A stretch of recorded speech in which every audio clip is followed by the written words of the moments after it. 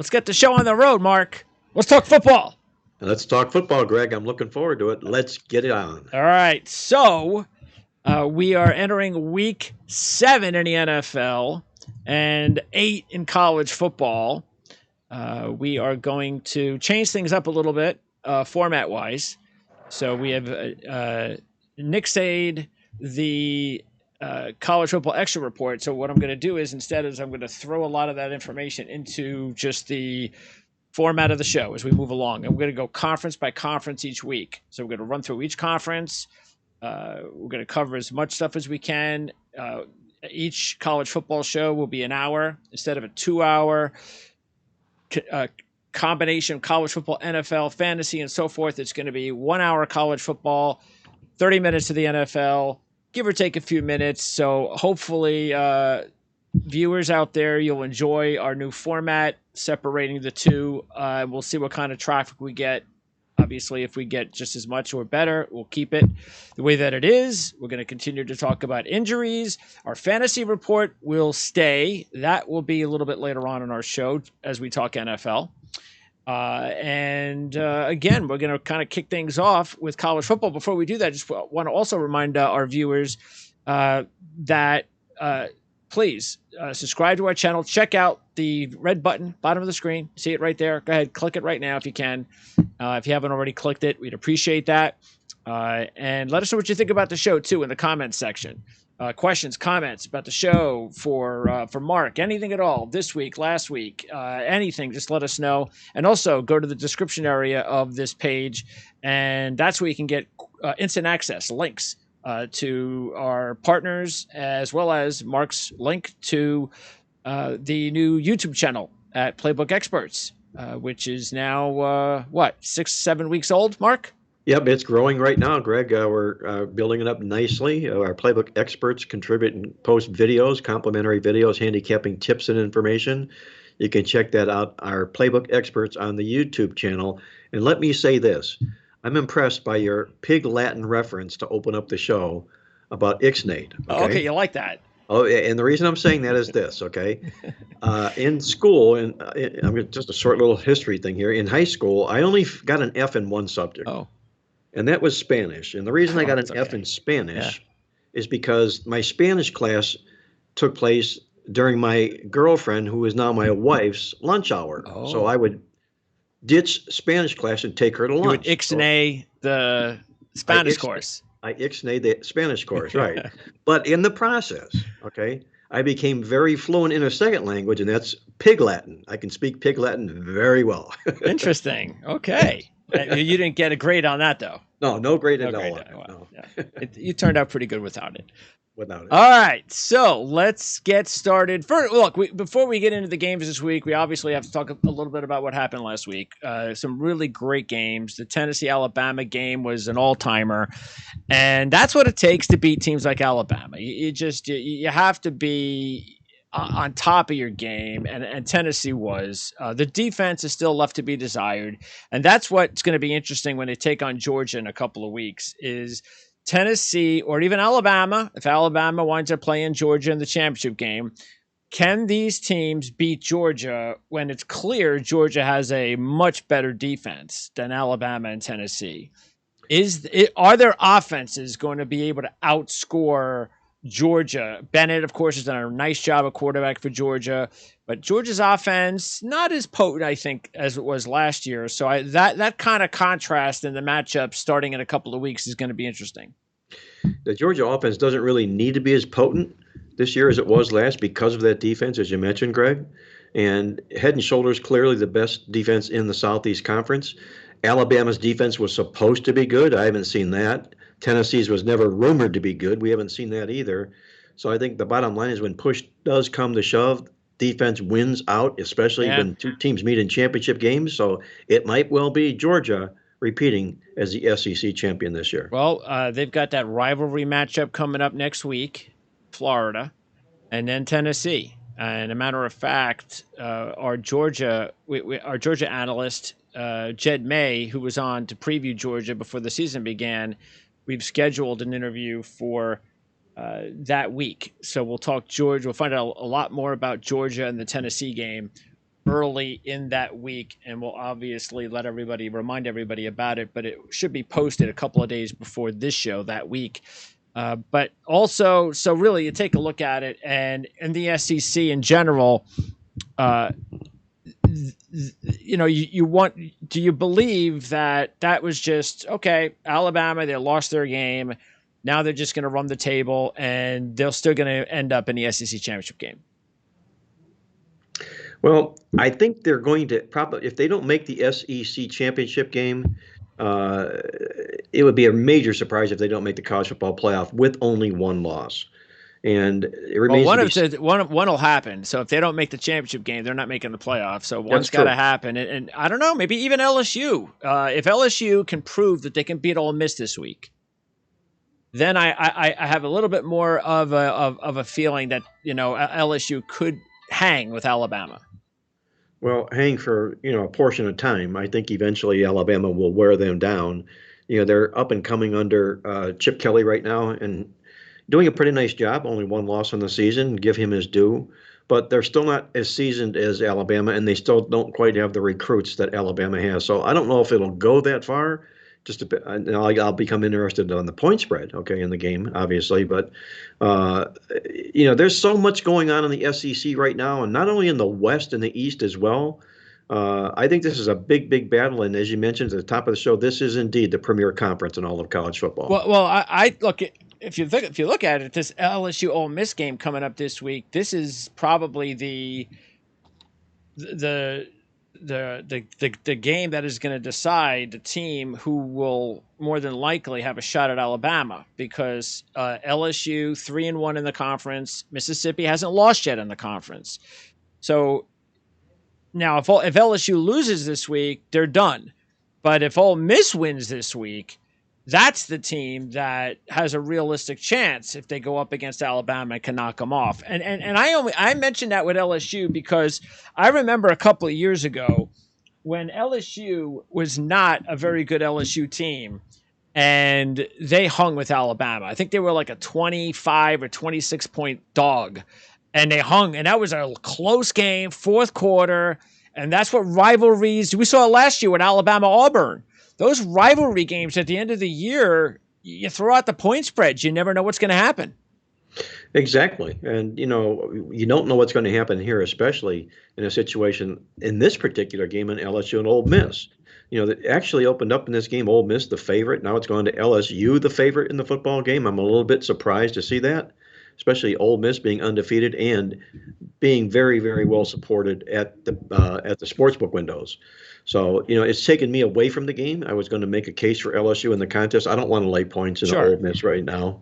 I have this thing about laying points in undefeated football teams, and I'm just not going to do it. So, hence, I'll be looking to take or stay out of that particular game. Yeah, Ole Miss 0-4 against the spread at home, 2-0 against the spread away. Couple of things, and I did go with LSU, but just small. And by the way, if no matter what LSU does, they go on a bye, and then they host Alabama. So keep that in mind. The next game for LSU is Alabama. LSU 9-1 against the spread, their last 10 in the first of back-to-back home games. So that they got that. And how about this? The favorite in the series with Ole Miss has won the last 7 years. Wow. So that now becomes LSU. Yeah. In this football game. And you mentioned about the bye week, if you will, for LSU before Alabama.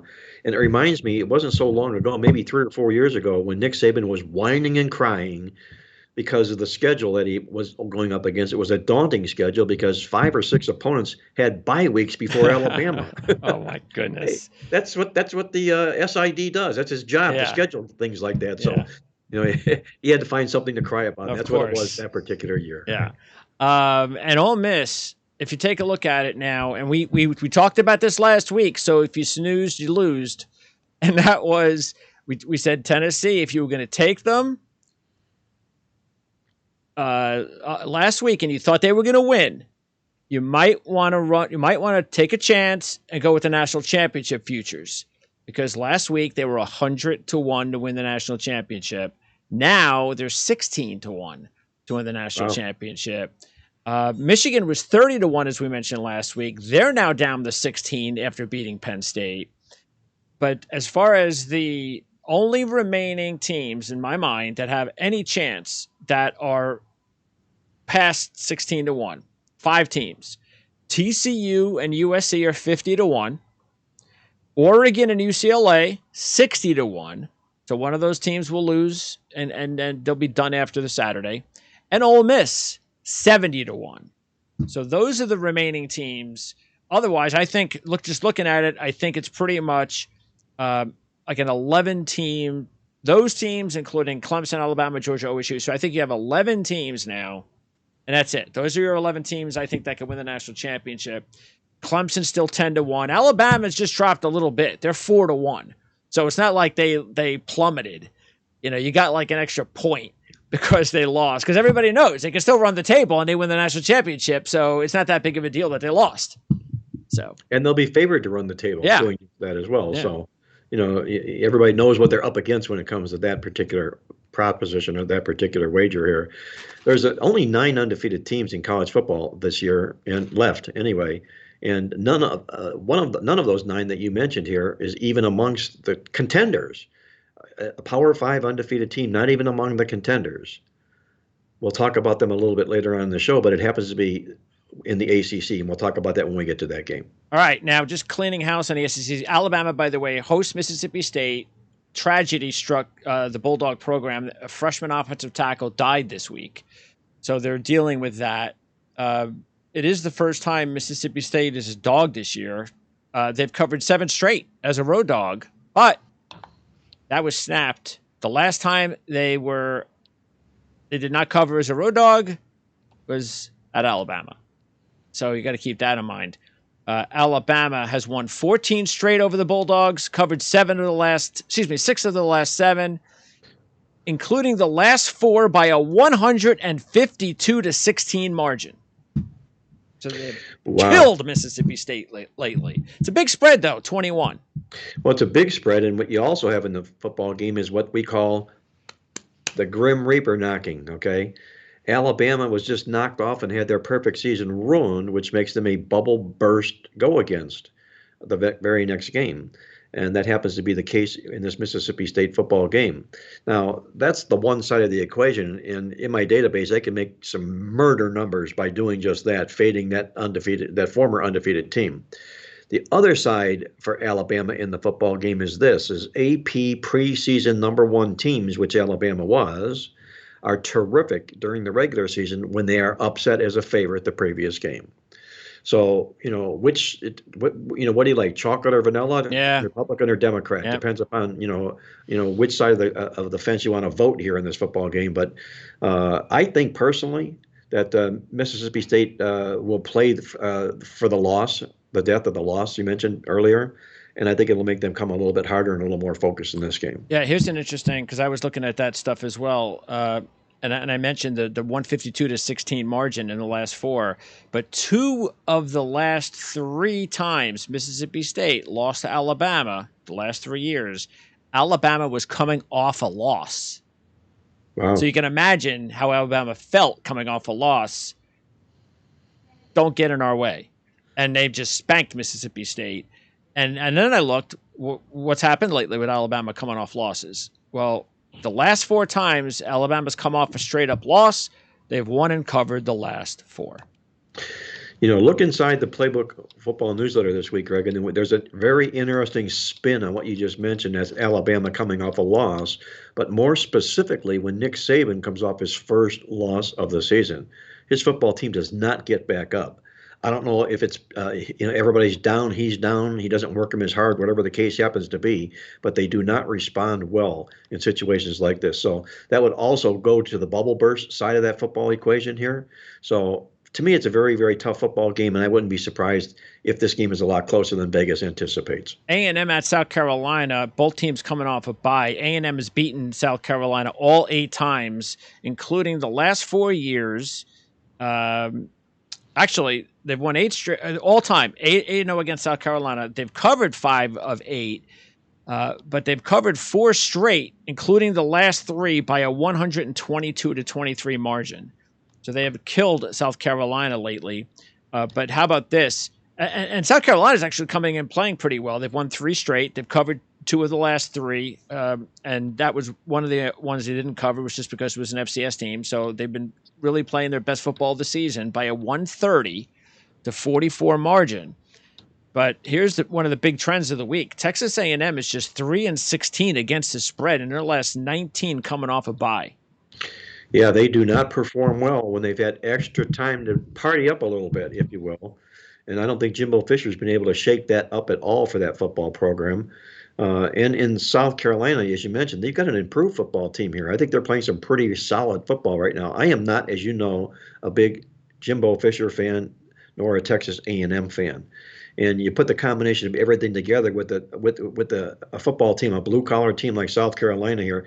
I think they'll hang tooth and nail with A&M, and whoever scores last will likely win this game. Texas A&M does get their young quarterback returning, Haynes King. He injured his foot in the Alabama game, but they got the bye, so he'll play. Max Johnson is not ready to come back yet. South Carolina just 4-12 against the spread in their last 16 as a home dog.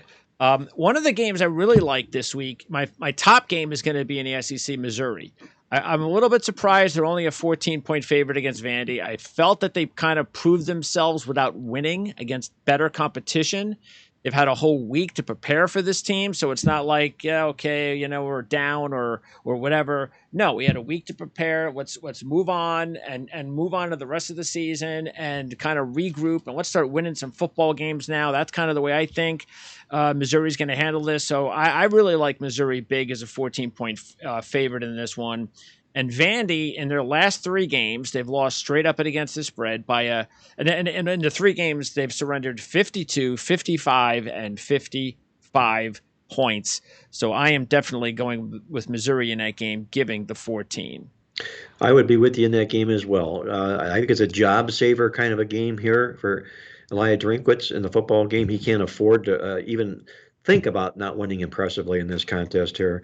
And our little ditty inside the newsletter, our smart box, also supports Missouri in this football game. So I'm with you. I'd lay the points against the Commodores. Okay, and the Big Ten. Let's move over to the Big Ten, and no blockbuster games like the Michigan-Penn State game last week, but Michigan really just hammered away at that running game. And I mentioned last week that it wasn't just about Corum. As good as Corum is, they got that kid Edwards.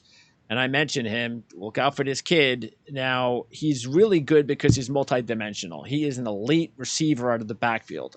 He is going to be a top 2 or 3 round draft pick because of that whenever he comes out. But they got two studs in the backfield. The weapons we've talked about at receiver. But they didn't need any receivers in this game. I mean, they just hammered away at Penn State. And once again, James Franklin laid an egg at a big spot on the road against a big team. Well, is anybody surprised? No. James Franklin, big game. In fact, James Franklin, big game this week, Minnesota. It's a whiteout there. Whiteouts are not all that well for Penn State, and we just pointed out the fact they're only 9-8 in those whiteout games. And James Franklin does not help the cause. I hate being anti every coach we're talking about, but he's certainly on my list as well. James Franklin, I'll go out of my way to find more ways to play against him than to play on him. Just an FYI. In our midweek alert newsletter, which has had a great run, we're 10-1-1 on the season on our best bets. The only loss was Penn State last week against Michigan, and I said foolishly, what am I going to do? Use James Franklin in a role like this, and what does he do? He let us down big time. Well, look, you tell me, because this is really more of a question, not a I told you so. But the last year, I've been talking about how, as a Michigan fan, that I really felt that this was a different Jim Harbaugh, that things had changed, that he had finally woken up and realized you were doing stupid things before. Stop the spread nonsense. Stop whatever you were doing wasn't working. You were trying to get to the new future of the college football, and you should have just stuck with what you did best. You learned his lesson. He went back to running the football, playing defense. He got rid of Don Brown and that blitzing nonsense that didn't work in the Big Ten. He brought in a professional coach to run his defense, so he's got another good defensive coordinator running his defense now. He goes to McCarthy as well this year, which was the move all along, and he's a much more athletic and game breaker than McNamara. McNamara still was a big part of their winning last year.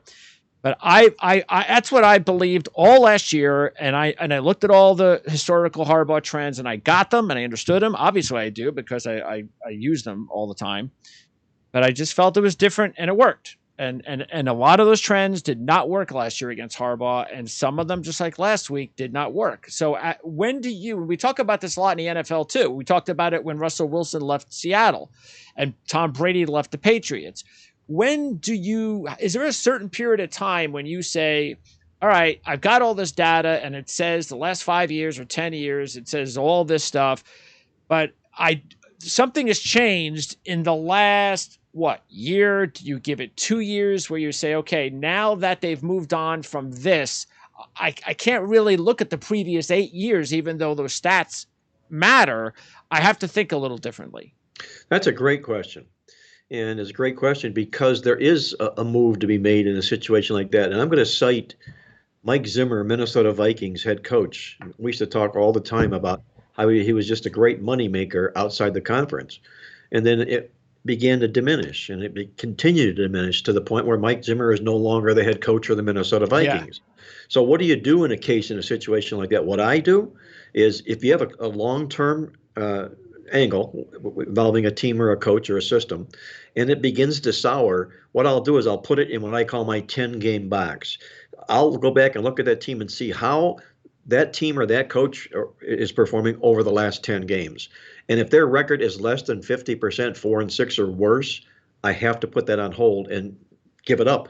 You just have to let it go. Okay. And that's exactly what, in a sense, I will be doing in the Jim Harbaugh situation because he's on my anti-coaching list. Yeah. But I'm going to see how brazen you are when they go to the horseshoe this year. Oh, I know. I'm already, and I even mentioned this last week, I don't think they'll be able to get past Ohio State this year unless I see more from their passing game. Right. If I see that, I might say, okay, I think they can get them. But, yeah, I don't think they could one-dimensionally go back into Ohio State again and pull it off. So right now, I'd say, yeah, I'd pick Ohio State right now. Now, the win against Penn State was clearly their best win, though. No doubt. They dominated a top-ranked team. So that's one step in the right direction. But yeah, as of right now, Ohio State, especially because they got the revenge angle and they're at home, it's going to be awfully tough to beat them. Well, they did it the way that you want to see teams dominate. And that's going away, not struggling and coming back to win a football game, but winning it impressively. Yeah. Going out in the football game. Yeah. So that's the manner which to me is a sign of a good football team. Because what happens if you go to Ohio State, you get down 14-0, which can happen at Ohio State at any time, and you haven't proven yet that you can throw the football with McCarthy, and sooner or later you're going to have to abandon the running game. So, yeah, I need to see more in the passing game from McCarthy before I feel like that they're going to be able to pull that off. Also in the Big Ten, you mentioned the whiteout game. I mean, keep in mind, Tanner Morgan is dealing with a head injury. So, and if he doesn't play, they have, because he's started like 44, I believe, straight games. I think it's 45 straight starts. So their backups, you're talking about a career 24 career pass attempts between them. So that's not good. The backup threw 2 picks one of the 2 backups last week against Illinois. So yeah, that could be a problem, but I kind of still like Minnesota anyway. If you look at it, Penn State, James Franklin in his 8 years, when Penn State lost they lost their first game of the season. Let me see how many it was. I think it was 5 of them. I think in 5 of the 8 years, or the 5 times that they dropped their first game, they went on to drop the second time. They went on to drop their second. I have to double check that. But the bottom line, the reason I was looking at that was I kind of felt that I've seen this before with Penn State, where they get off to a good start when the season begins and they lose a game. Well, what happens at that point?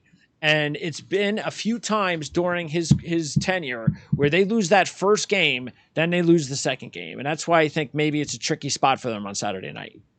Well, and I can look at the game also from outside the coach's angle, outside of what I do technically, also from a statistical angle. And that's the fact that in Minnesota, you have one of our famous dogs with a better offense and a better defense in Minnesota. We say you better take the points in football games like that because they grind out profits. Yes. And you've also got a form of the bubble burst against Penn State, having just had their perfect season rolling. Yes. So, there's a lot of factors that are working against Penn State in this game. But before you make a play, as Greg says, check the injury list, because Tanner Morgan must play if you're going to back Minnesota. And yeah, the number 5. So 5 of the 8 years that James Franklin's been coaching there, when they lost their first game of the season, they went on to lose back-to-back. So I think that means something. Yes, it does. All right. And then Purdue-Wisconsin is a very important game now all of a sudden. And I think Wisconsin, I mean, this is a big game because were they just a one-trick pony? The coach is fired. We're going to come out. We're going to blitz our next opponent, because they did not look. I mean, Mertz goes out, throws 6 touchdown passes, and it's like, oh, well, maybe Paul Chryst was the problem all along. Well, Mertz went back to being Mertz against Michigan State and looked like crap. And he lost to a reeling Michigan State team. So, you know what? I like the way Purdue's going right now. And the road team in the series has covered 7 straight. So I'm taking Purdue. Well, if you're going to go so far as that trend about the road team, you might want to mention the fact that Wisconsin's beat Purdue 15 times in a row. There you go. I like that. It's time for a win. There you go. Yeah, they haven't won at Wisconsin since 2003. There you go. So, right. But Jeff Brom's a good dog coach. Jeff Brom's a terrific underdog coach. Yeah. He's one of the best underdog coaches. In fact, he was in that Mike Zimmer category when it comes to taking points in football games. But I think there's much more of a need here for Wisconsin in this football game with Leonard, their interim coach here. Made a good debut, soured the next game. I think he bounces back here. I've been riding Purdue most of the football season here, but I'm going to let them go in this game. All right, now Ohio State quickly through. They're a big favorite, as they should be, against Iowa. Last time these two teams played was back in 2017 when Iowa won 55-24 at Iowa. Ohio State has won 7 straight at home versus the Hawkeyes. The last time Iowa won at Ohio State was back in 1991. And there is one game that I like in the Big Ten. It happens to be, usually I ask you, I have 2 or 3 or 4. Last week I had 6 double-digit upsets. And by the way, 4 of them came down to the wire, and I lost all 4 of them. Oh, boy. Thankfully, Old Dominion came through for me, so I hit one of them. Did you see the one with Central Michigan Akron? I didn't see it. It was 21-21. Akron had the ball. They were driving. They had all the momentum. They had the ball at the 40, 35-yard line of Central Michigan. 2 minutes left. The quarterback does one of those RPOs. He hands the ball off to the running back, who had no idea the ball was coming to him. The ball just drops on the ground. The Central Michigan defender picks it up and runs 65 yards for a touchdown. That's Akron. At the top of the bad beat list. Yeah, that's what you have to deal with when you... A big, bad beat, yes. Yeah. Okay, so anyway, I only have one double-digit upset this week, and this is it. I'm taking Northwestern. They're a 14-point dog against Maryland. They're getting over 4-1 on the money line. If you look at Northwestern, they've lost 4 to 5 games this year by just 10 points or less. I think everybody might look at the last game before the bye when they got blown out by Wisconsin, but I'm willing to throw that away because of the coaching situation at Wisconsin. Also, Northwestern 2-0 straight up and against the spread all time versus Maryland by an 80-24 margin. They won by 40 points in 2020. I know this is a different Maryland team, but again, Maryland's a 14-point favorite now. And then I got this, as usual. This is one of the ones from the Playbook magazine that I want to go ahead and talk about, and that's Maryland is 0-10 straight up and against the spread in their last 10 during the regular season, following a win from Game 7 on. That's going to eventually snap because Maryland's playing better football right now. But I just got a good feeling about maybe off the bye that maybe Northwestern might be able to catch him. Plus, the starting quarterback from Maryland is dealing with a knee injury. I'll top your 0-10, just one raise on that, okay? Okay. And it's in this week's newsletter, and mentions that the fact that when Maryland plays a conference game off a conference win, how about 1-17 straight up and against the spread? Okay. Straight up and against the spread. There you go.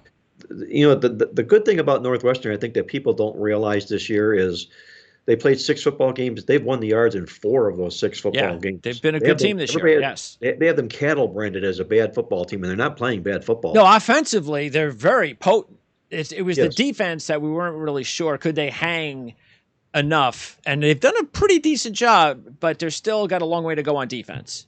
This is also, to me, Greg, the case of sometimes there are games that some teams just should not be laying points as a touchdown favorite or more. Maryland is one of those teams. And when you're laying 2 touchdowns, I don't have any problem at all fading you. So I'm 100% with you on this. And Helinski, the quarterback for Northwestern, is dealing with a head injury. But even though I'm still taking, so I'm basically already saying, even if he doesn't play, I'm still taking Northwestern because they've had a whole week to prepare. And, backup quarterbacks. And the kid that lost the job to Helinski lost the job by like this much in camp. So I don't think it's a big stretch that he could actually play pretty well in his first start, if he has to make the start. Okay, let's now move on to the ACC. And Georgia Tech plays Virginia tonight. And we should hopefully get this show in by then. But I like Georgia Tech, even though it's the first time they've been a favorite this year. The new head coach, Brent Key, is 2-0. That's some story they got going on against Virginia, coming off a bye. But then we move on to the Saturday games, and the big one, of course, is Syracuse and Clemson.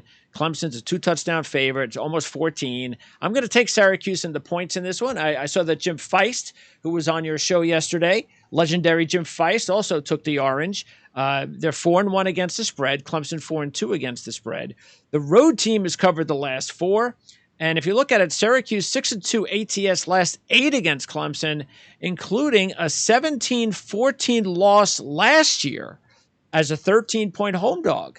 So Syracuse has at least a little bit of confidence within them. And as you know, that matters a lot. That, hey, we hung with this team last year. Maybe we can hang with them again. Let's make it three's company in this football game. I'll be with you and Jim in the contest as well with Syracuse. I tried to beat them last week in a big football game and lost. And bad call on my part. You mean the NC State game? Yes, I thought NC State was a much better football team, and I realized their quarterback was out. But I did like the backup. He was from Charleston Southern. He had started a multitude of games there. 24 years old, his name is Chambers, and he was one of the portal transfer quarterbacks that was really, really recruited, and NC State landed him. So then the week before, he leads the team to victory. Now he gets the start. I thought it was an opportune time, but I was wrong. Yeah, he looks like he's way in over his head. Yes, he does. Yeah. And we saw that in that game. Yeah. Okay. So as far as this one, Syracuse.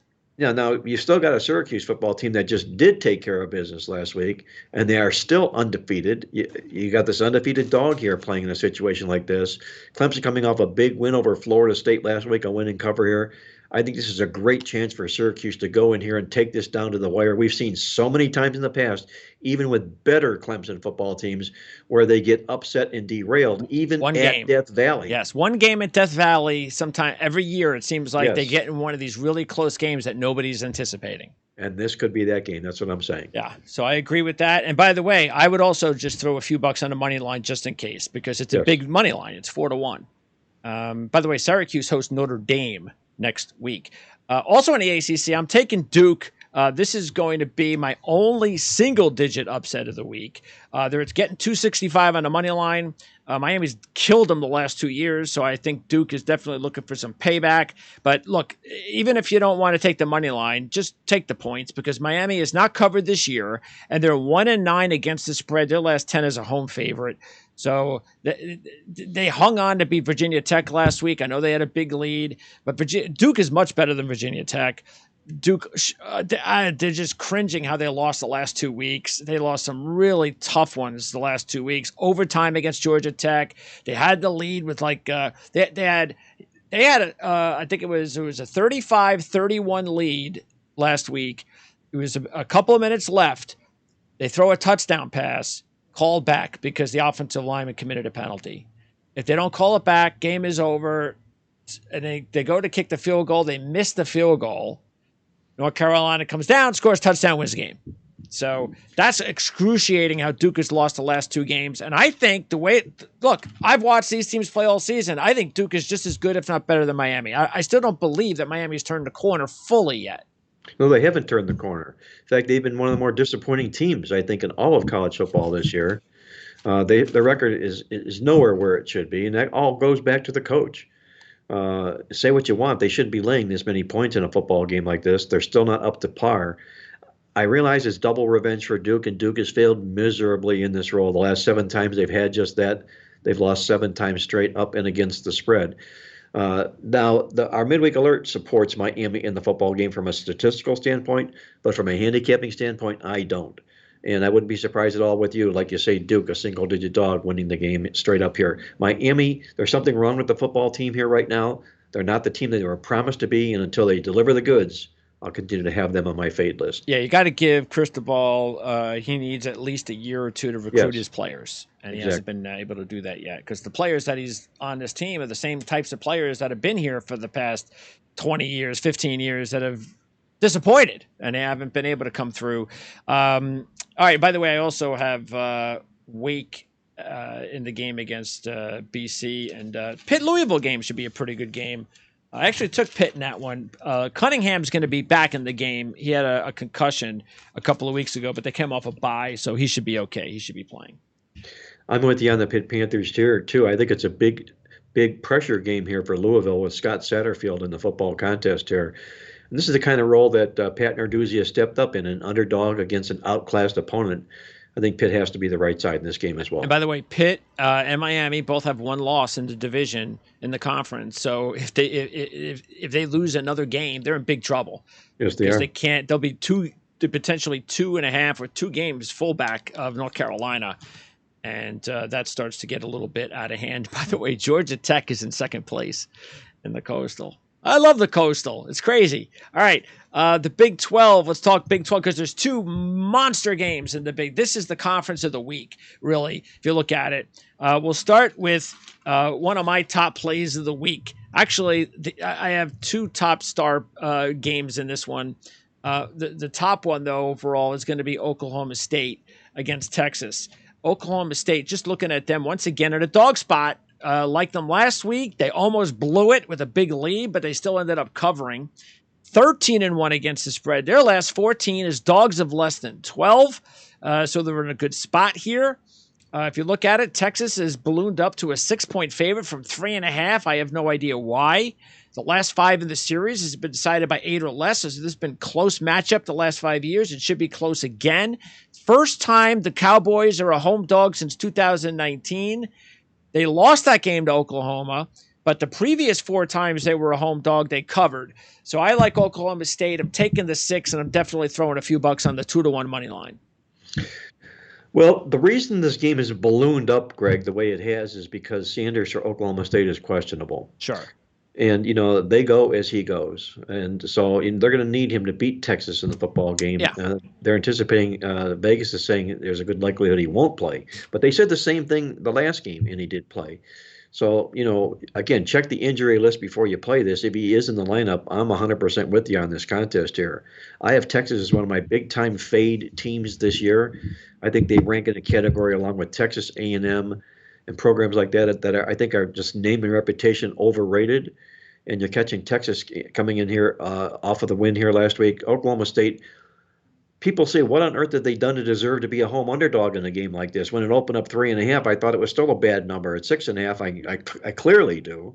So only one look for me, Oklahoma State or past the game. By the way, one of the backup quarterbacks has a name, Gunnar Gundy. I like it. The coach's son. You got to like that, huh? He's only a freshman. Not sure he gets the gig, but they got 2 young guys. But yeah, I mean, and I get you. But I think what happens is, again, because this is college, look, sometimes, like you were saying with North Carolina State, sometimes you get a dud guy and he doesn't perform. But sometimes you get guys that come in and like we saw with Kansas, like we saw with Oklahoma, with Texas Tech. Playing their 3rd string quarterback against Oklahoma State. The guy throws for big numbers. So you just don't know what you're going to get in college, which is also why it's so fun. And, I think to some people, very hard to handicap, but I think it's fun and it makes it interesting. Kansas State, TCU, that's the other one. The battle of the undefeated teams in the Big 12. For me, the reason I'm taking Kansas State in 3.5, couple of reasons. Check this out. Well, you would know, it's in your magazine. TCU is 1-12 against the spread in their last 13 games as a conference favorite of more than 3 versus winning teams. 0-2 the last 2 weeks in that spot. So also, the other reason is I just think you got Kansas State off a bye.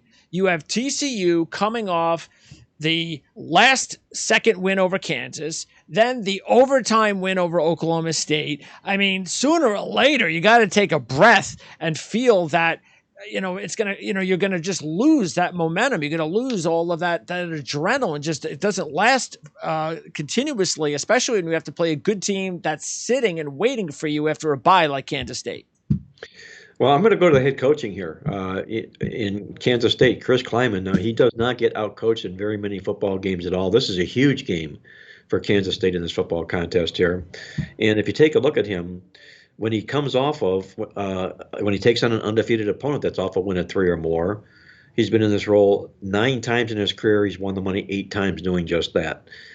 I don't want to say I'm going to go so far as to say the wrong team is favored here, but I'm a little bit surprised at the take. We get more than 3 points in the football game.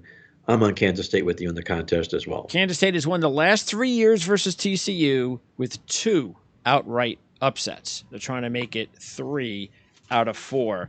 Kansas and Baylor, how do I not keep rolling with Kansas? Last week, yes, they got lucky, backdoored it, but cover's a cover. They're 6-0 now against the spread. Baylor coming off a loss. The line's gone up to 9.5. I'm a little bit surprised by that. We all know who the backup quarterback is, and he's done a pretty decent job. It's about Kansas's defense, really. I think Kansas is going to score points, but can they hold Baylor back? And Baylor's quarterback is banged up a little bit, so we'll keep an eye on that. I know Baylor has absolutely dominated the series. They've won 12 straight. They covered 10 straight, and they've won by a 39-point margin. But in this circumstance, Baylor's the favorite, so it's not like, so they should be favored, and I get why, but hey, I'm going to keep taking these big numbers from Kansas until they lose. Well, if you open up the history book and you look at any Kansas series or result, you're going to find negative numbers. We all know that. Yes. Another thing that we just talked about with Jim Harbaugh. Exactly. I'm not even looking at what Kansas did in these historical stats. No, I wouldn't either, because of Lance Leipold, number one. Okay, they're a completely different football team, a different program.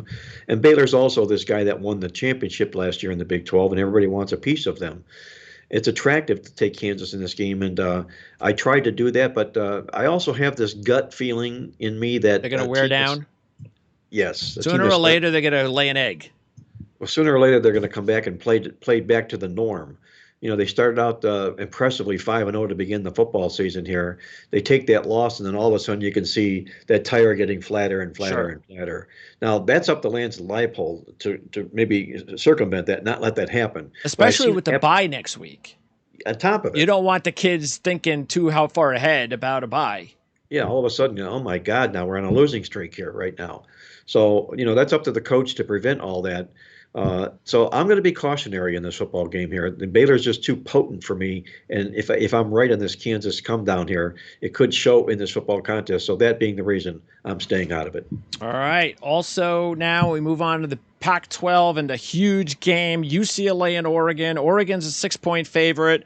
UCLA has covered 4 out of 5 as a road dog. It's the first time they were a road dog this year. Oregon has won 5 straight, covered 3 out of 5, 3-1 ATS since the loss to Georgia to open the season. The last 2 years, this series has been decided by 3 points each. And keep this in mind. If UCLA wins this game and they remain undefeated, their next 3 games are against Stanford, Arizona State, and Arizona. I mention that because in the guide, you mentioned that Chip Kelly is 24-1 straight up all time versus losing teams. So if they win the game and go to 7-0, they could end up 10-0 when they take on USC at home. So look, I just like the points. I think this would definitely be another 3-point game either way. I might throw a couple on the money line, but I feel good about the 6 taking UCLA. I think this is going to be a really exciting game. I'd play the money line in the game also with you, Greg. What you got a couple interesting factors here working for UCLA in the contest. Number one, it is triple revenge for Chip Kelly against his old team. His old team has stomped on him 3 times in the 3 times he's played them. I don't see that going to 4. This is a wake-up call here. And now he has a good team to actually. He's got the best team he's had since he's been here. Yeah.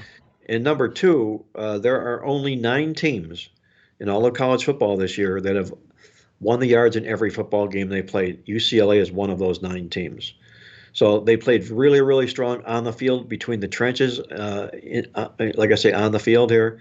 I like them. I think they're a live dog. And if they win the game, I am not going to be surprised. And by the way, But that's a great point you bring up about who they've got on deck. I love that. yeah, that is something definitely to keep in mind if they could pull off the mini upset. Yes. And we'll see.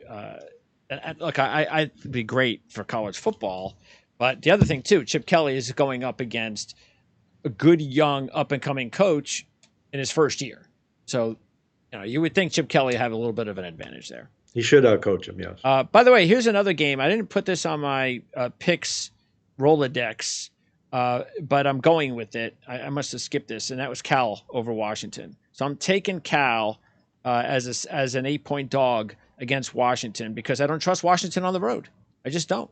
Why should I? I mean, they haven't played well at all on the road. So, they're 0-3 against the spread on the road this year, and actually in their last 3, and they're 0-2 straight up and against the spread on the road.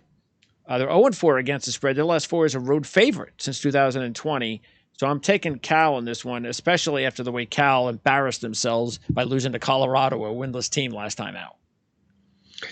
This is a tough football game for me because I'm a big Kalen DeBoer fan, the head coach from Washington, and a Justin Wilcox fan, the head coach from California. Yeah, he needs the win, Wilcox. Yeah. Yes, he does, more so than does DeBoer in the contest here. Now, that doesn't mean he's going to get it. Sure. But it's a good situation for him. I agree. I'm not going to play the game, but I wouldn't disagree with everything you said. Okay, BYU and Liberty is the big independent game of the week. Liberty 6-1, BYU 4-3. I'm taking Liberty plus the 7 because BYU has dropped 5 straight covers, winning just 2 out of the last 5. It's the Christians and the Mormons.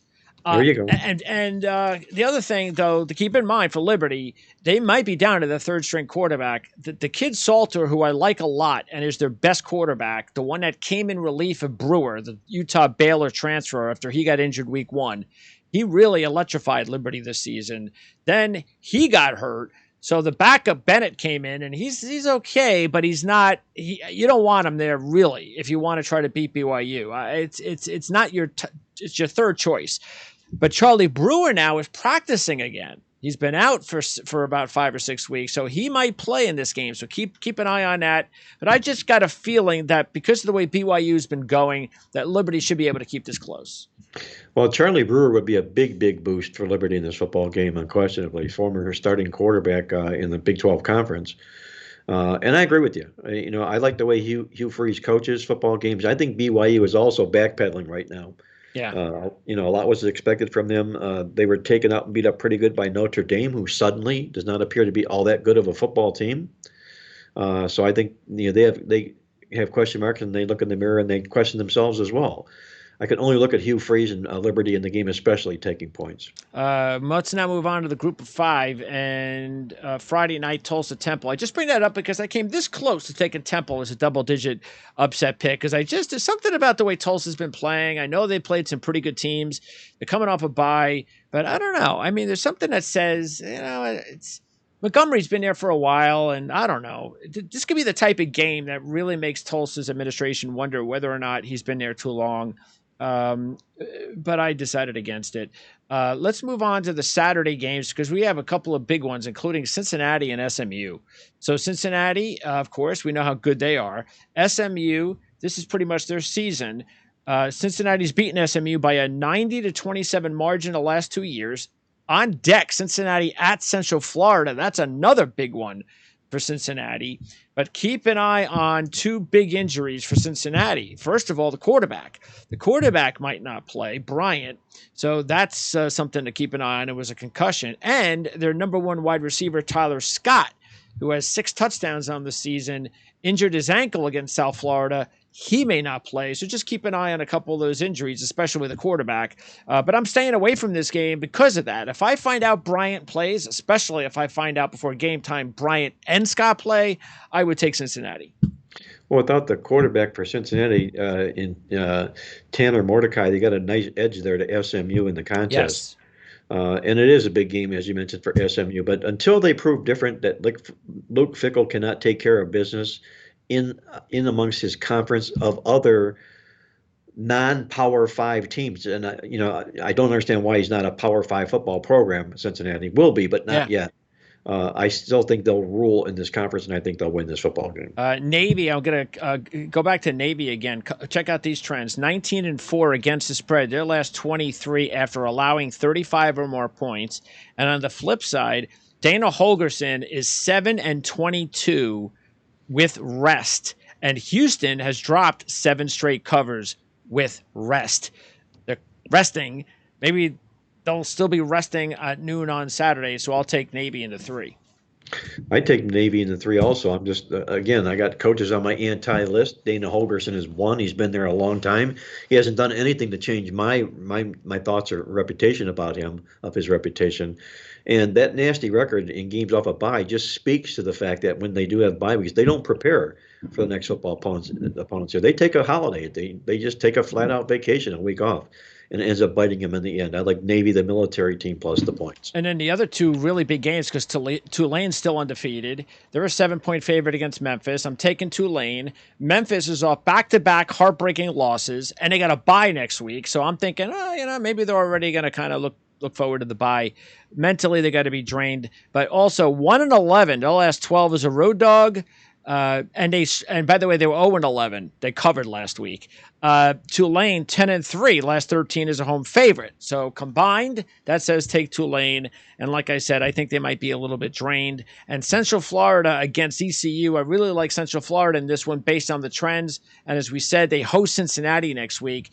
I got this obviously in the Playbook magazine. Gus Malzahn is 16-0 straight up, 14-2 against the spread off back-to-back straight up ATS wins versus sub 888 winning percentage teams, which is exactly the spot they're in. Throw in the fact that East Carolina is 2-13 against the spread. Their last 15 at home after they allow 35 or more points. And I'm taking Central Florida and Tulane on Saturday. I wouldn't disagree with either of those two sides. Both of those football teams we're going to see in bowl games by season's end, and these will just be wins that'll help pad their record. Let's move on to the Mountain West Conference, and the big one is Air Force and Boise State. And Air Force is a 2.5-point favorite. I'm going to ride Air Force. Why not?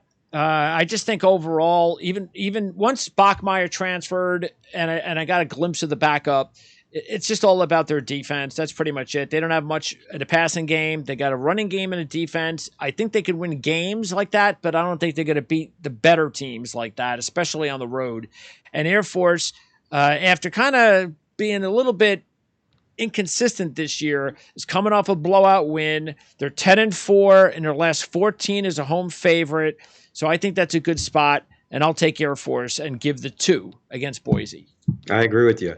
We saw some bad football from Boise early on in the football season here. They kind of righted their ship a little bit. And Air Force has been choppy, like you say, but at home, I think they're a different animal here, and especially in a win situation, I got to back the Fly Boys. Keep an eye on in the Utah State-Wyoming game. Logan Bonner, we know he's out for the year. Cooper Lagasse, who came in relief of Bonner, suffered a concussion last week. The number 3 quarterback, Levi Williams, injured his ankle. So nobody knows who's going to play in the game against Wyoming.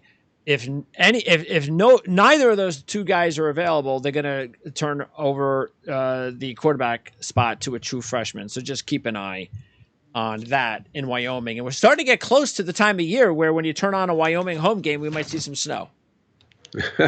Yeah, it's winter time right now. We're complaining a little bit about down here in South Florida being a little bit cool these days. I was talking up north to my friends in Cleveland, Ohio, and they had to ask me that stupid question, how cool? And I said it was 60 degrees when I woke up this morning. And they said, change the conversation. Yeah. Sun Belt and a pretty important one, South Alabama and Troy in the West. These are the 2 top teams in the West. South Alabama is a 3-point favorite. Troy is 3-0 against the spread as a road dog this year. And keep in mind, they lost to Appalachian State on a Hail Mary, and they also lost to Ole Miss. So I like what I've seen from Troy this year. And they've won 4 straight straight up and against the spread the last 4 years against South Alabama, but they were all as favorites. That's when they were better. This is the best South Alabama team we've seen. They're at home. I'm going to go ahead and take them. I'm going to stay with Troy here. You know, a little bit of that dominating team that's now the dog in the series, if you will, having been favored 4 in a row, now puppying up here. And this is Troy's role here, catching points in a big football game like this. The pressure now is on the new kids, South Alabama, the Jaguars, who are suddenly good this football season here. I'll play Troy plus the points. Let's move on to the Conference USA.